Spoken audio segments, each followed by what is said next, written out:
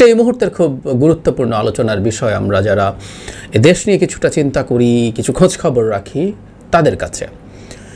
এবং এটার সাথে রিলেটেড একটা খবর নিয়ে আমরা খুবই ট্রোল করেছি। ট্রোল করার মতো ব্যাপার, কিন্তু একটু সিরিয়াসলিও দেখা দরকার আছে বলে মনে করি। বিষয়টা হচ্ছে ন্যাশনাল ব্যাংকের যে নতুন পরিচালনা পর্ষদ তৈরি হয়েছে, তাদের যে সাংবাদিকদের সাথে মতবিনিময় ছিল, সেখানে নাস্তার প্যাকেটের মধ্যে টাকার খাম দেয়া হয়েছে ৫,০০০ টাকা। কেন এই টাকার খাম ওখানে গেল, কেন দেয়া হলো, কী কী ইঙ্গিত আছে, আমরা কী কী বুঝতে পারি, সেটা নিয়ে কয়েকটা কথা একটু বলা দরকার বলে মনে করি। একটু একটা নিউজ থেকে পড়ি, বিভিন্ন পত্রিকাতেই এসছে। প্রথম আলো এভাবে লিখেছে, বেসরকারি খাতের ন্যাশনাল ব্যাংকের নবগঠিত পরিচালনা পর্ষদ তাদের পরিকল্পনা জানাতে গতকাল সোমবার এক সংবাদ সম্মেলন আয়োজন করে। সেখানে ব্যাংকের নতুন চেয়ারম্যান খলিলুর রহমান সাংবাদিকদের বলেন, আগামী ১ বছরের মধ্যে ন্যাশনাল ব্যাংককে দুর্বল অবস্থান থেকে সবল অবস্থানে নিয়ে যাওয়া হবে। একটু নোক্তা দিয়ে রাখি, আলাদা একটা ভিডিওই করেছিলাম। এই ব্যাংকটা একটা পরিবার প্রথম খেয়েছিল ২০০৯-১০ সময় থেকে এখন পর্যন্ত। শিকদার, জয়নুল হক শিকদারের সন্তান এবং তাদের পরিবার শেষ করে দিয়েছে অত্যন্ত বড় মূলধনের দিক থেকে, আমানতের দিক থেকে। তারপর এটার রোগ সারাতে এসছে আরও ৭টা ব্যাংকের ১২টা বাজিয়ে দেয়া এস আলম গ্রুপ। তাহলে সেটা ১ বছরের সবল অবস্থানে নিয়ে যাবেন। সাংবাদিকরা যেন ব্যাংকটি নিয়ে ইতিবাচকভাবে লেখেন এমন প্রত্যাশা করেন খলিলুর রহমান। ন্যাশনাল ব্যাংকের প্রধান কার্যালয়ে এই সংবাদ সম্মেলন অনুষ্ঠিত হয়। তার মানে উনি কামনা করছেন ব্যাংকের ব্যাপারে ইতিবাচকভাবে লিখবেন। অবশ্য ইতিবাচক লেখার জন্য উনি শুধু শুকনো কথা বলেননি। আমরা জানি শুকনো কথা যেহেতু ছিঁড়ে ভেজে না, উনি আরও ব্যবস্থাও করেছেন। তবে সাংবাদিকদের সব প্রশ্নের উত্তর না দিয়ে তড়িঘড়ি করে সংবাদ সম্মেলন ছেড়ে চলে যান চেয়ারম্যান খলিলুর রহমান। কারণ হিসাবে বলেন, বাংলাদেশ ব্যাংকের গভর্নরের সঙ্গে বৈঠক আছে। সংবাদ সম্মেলন শেষে ব্যাংকটির কর্মকর্তা সাংবাদিকদের হাতে নাস্তার প্যাকেট তুলে দেন। প্যাকেটটি নেয়ার পর দেখা যায় তার ভেতরে ৫,০০০ টাকা ভর্তি খাম। এক সাংবাদিক বলেন যে ব্যাংকের বিরুদ্ধে গ্রাহকের টাকা লুটপাটের অভিযোগ আছে, তারাই আবার সংবাদ প্রচারের জন্য সাংবাদিকদের অগোচরে টাকার খাম দিতে চাচ্ছে। এটি অত্যন্ত লজ্জাজনক। ফান আছে, ফানটা হচ্ছে এরকম, ন্যাশনাল ব্যাংক সূত্রে জানা গেছে নতুন চেয়ারম্যান নিয়োগের পরই গতকাল সংবাদ সম্মেলন ডাকা হয়। সংবাদ সম্মেলন শেষে সাংবাদিকদের নাস্তার প্যাকেটে ১০,০০০ টাকার খাম দেওয়ার নির্দেশ দেন চেয়ারম্যান খলিলুর রহমান। তবে ব্যাংকটিতে টাকার মানে তারল্য ঘাটতি থাকায় ১০,০০০-এর পরিবর্তে ৫,০০০ টাকার খাম দেওয়া হয়। ওনার নিয়ত আর একটু বেশি ছিল ১০,০০০-এর জায়গায়, যদিও শেষ পর্যন্ত ৫,০০০ উনি ১০,০০০ দিতে বলেছিলেন। আমি জানি না কতজন সাংবাদিক ওখানে গিয়েছিলেন এবং কত টাকা ওখানে ছিল। আমরা এই প্রসঙ্গে আসবো। আমরা মাঝে মাঝে একটা খবর দেখি না, এটার সাথে আমরা রিলেট করব পরে। পুলিশ পরিচয় দিয়ে অমুককে তুলে নিয়ে গেছে, পুলিশ পরিচয় দিয়ে অমুকের কাছ থেকে টাকা নিয়ে গেছে, পুলিশ পরিচয় দিয়ে অমুককে তুলে নিয়ে গিয়ে তার বিদেশ ফেরত যাত্রীকে এক জায়গায় নিয়ে তার সব কিছু নিয়ে চলে গেছে। পুলিশ পরিচয় দিয়ে কোনো দোকানদারের কাছ থেকে, কোনো ফুটপাতে বসা ব্যবসায়ীর কাছ থেকে টাকা নিয়ে গেছে, হয়তো সে পুলিশ না। এই যে আপনি পুলিশ পরিচয় দিয়ে এটা করতে পারেন, তার মানেটা কি জানেন? তার মানেটা হচ্ছে এই সোসাইটির পারসেপশন, আমার কাছে এসে পরিচয় দিয়ে, আমি ডিবি যেহেতু আমি সিভিল ড্রেসে আছি, এই পরিচয় দিয়ে এটা সেটা যখন করছেন, তার মানে আমরা জানি আসলে এই দেশে পুলিশ এগুলো করে। আপনি নানান রকম পুলিশ বা প্রশাসনের লোক পরিচয় দিয়ে তদবির করবেন বলে কারো কাছ থেকে বহু টাকা নিয়ে চলে যান, তার মানে আপনি জানেন যে এই দেশে এসব লোক এইরকম কাজ পাইয়ে দিতে পারে আপনাকে অবৈধভাবে। তাই তো ব্যাপারটা।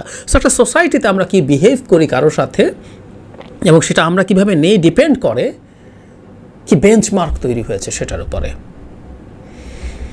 আমরা অনেকে রাইটলি ফেসবুকে অলরেডি বলে ফেলেছি, আমিও বলতে চাই, এই যে সাংবাদিকদেরকে ৫,০০০ টাকা বা মতান্তরে ১০,০০০ টাকার খাম দেয়া যায়, এই পরিস্থিতিটা আসলে আমাদের সমাজে এখন বিরাজ করে। এই যে লুটেরা ব্যাংক, তারা প্রচুর লুট করেছে, লুট করে চলে গেছে, এখন তারল্য সংকটই হয়ে গেছে রীতিমতো। কিন্তু তারা মনে করছেন, তারা যেহেতু এই সমাজে বাস করেন, তারা জানেন, আমি বলছি না সব সাংবাদিক, অনেক সাংবাদিককে ৫,০০০ টাকাতেই কেনা যায়। কেউ কেউ বলো ৫,০০০ টাকাও লাগে না। আমরা দেখেছি এই দেশের এই স্বৈরাচার সরকারের আমলে সংবাদ মাধ্যমগুলো কোন পর্যায়ে চলে গেছে, বিশেষ করে মূলধারা সংবাদ মাধ্যমগুলো প্রায়গুলোই কোনো না কোনোভাবে সরকারের সাথে, সেটার মালিকদের কথা বলছি, জড়িত। এবং সেটা প্রিন্টিং হোক, ইলেকট্রনিক হোক, যে কোনো মিডিয়াই, দিনের শেষে তারা সরকারের একেবারে চাটুকারিতা করে। তথাকথিত সাংবাদিকরা, তথাকথিত সম্পাদকরা কোনো না কোনোভাবে একটু সরকারের অনুগ্রহ পাওয়ার জন্য কোথাও একটা প্লট, কোথাও একটু দাওয়াত, নিদেন পক্ষে প্রধানমন্ত্রীর সাথে একটু বিদেশ সফর, তার জন্য সম্পাদক নামধারী লোকজনও কি করে না করে আমরা প্রধানমন্ত্রীর সংবাদ সম্মেলনে দেখেছি তো। সুতরাং এটা হতে হতে চাহিদা যোগান তত্ত্বে দাঁড়িয়ে গেছে। যে রকম বস্তুর চাহিদা আছে যোগানটাও সেরকম হচ্ছে, যেরকম সাংবাদিকের চাহিদা আছে। দিনের শেষে আমাদের সংবাদ মাধ্যমে খুবই উল্লেখযোগ্য সংখ্যক, পারহ্যাপস দ্য ব্রুট মেজরিটি এমন লোক দাঁড়িয়ে গেছে যাদেরকে কেনা যায়। কত টাকায় কেনা যাবে it's a different debate, different discussion. কিন্তু এসআলম বা ন্যাশনাল ব্যাংকের এখনকার পরিচালনা পর্ষদ আদতে ডিফ্যাক্টো এসআলমের কন্ট্রোলে, তারা মনে করেছে 5,000 টাকা কেনা যায়। এবং খুব বেশি ব্লেম করা কি যাবে? খুব বেশি ব্লেম করা হয়তো যাবে না, কারণ আমাদের দেশের বাস্তবতা এখন এই জায়গায় এসে ঠেকেছে, কোনো সন্দেহ নাই। খুবই দুঃখজনক। আমি বহুবার বলেছি, এগুলো আমরা সবাই জানি। একটা ডেমোক্রেসির 4th পিলার বলে, একটা ডেমোক্রেসি দাঁড়িয়ে থাকে 3টা পিলারের ওপর কনস্টিটিউশনালি। বিচার বিভাগ থাকে, প্রশাসন বা শাসন বিভাগ থাকে, এবং আইন প্রণয়ন বিভাগ থাকে। সাংবাদিকতাকে বা জার্নালিজমকে বা গণমাধ্যমকে 4th পিলার হিসাবে বলে, কারণ আসলেই একটা মুক্ত গণমাধ্যম ছাড়া একটা গণতন্ত্র টিকতে পারে না। এ কারণেই প্রত্যেকটা স্বৈরাচারী হয়ে যাওয়া অথবা হতে চাওয়া শাসক মিডিয়ার ওপরে তারা আক্রমণ করেন। আমাদের এটা বহু আগে হয়ে গেছে। সো সাংবাদিকতায় আসলে জেনুইন বা জাত সাংবাদিকের সংখ্যা কমতে কমতে তারা এখন খুবই খুবই ছোট মাইনরিটিতে পরিণত হয়েছেন। সুতরাং এসআলম যা কল্পনা করছেন, ভাবছেন, খুব বেশি দোষ দেওয়া যায় না। আরেকটা ফাইন্ডিং হয় না, বাংলা সিনেমার কথা মনে পড়লো। কমার্শিয়াল বাংলা সিনেমা একসময় নায়িকার বাবা, নায়িকা ধনী, নায়ক গরিব। নায়ককে যখন জেনে যায় নায়িকার বাবা, তাকে ডেকে তুমি কত টাকা চাও, তোমাকে আমি এই টাকা দিয়ে দিচ্ছি, ওই টাকা দিয়ে দিচ্ছি। তখন ব্যর্থ একটা ডায়লগ থাকে, চৌধুরী সাহেব বলে, টাকা পয়সা মিথ্যা, অভিজাত ইত্যাদি ইত্যাদি নানান কথা বলা হয়। ওটাই সব কিছু না, ওটাতে সব কিছু কিনে ফেলা যায় না। নিশ্চিতভাবেই এখনকার বাংলাদেশেও সব সাংবাদিককে কিনে ফেলা যাবে তা না।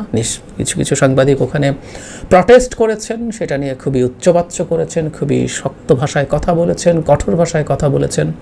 এটাও এক ধরনের ফাইন্ডিং। সবাই যদি এটা হজম করে ফেলতেন তাহলে এটা নিউজ হিসাবে আমাদের সামনে আসতো না।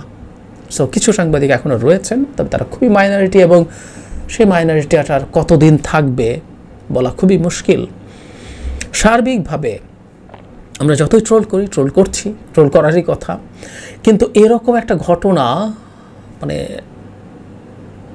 ঘটে যাওয়া, খেয়াল করি আমরা, চেয়ারম্যান যিনি এখন হয়েছেন তিনি কিন্তু বলছেন ইতিবাচক সংবাদ করার জন্য। যে বলছেন শুকনো কথা চিড়া ভেজে না, উনি জানেন, এবং উনি যাদের হয়ে এইখানকার গদিতে বসেছেন তারা জানেন টাকা কথা রাখে। আমি সুমনের ভাষায় একদিন বলেছিলাম যে টাকা কথা রাখে।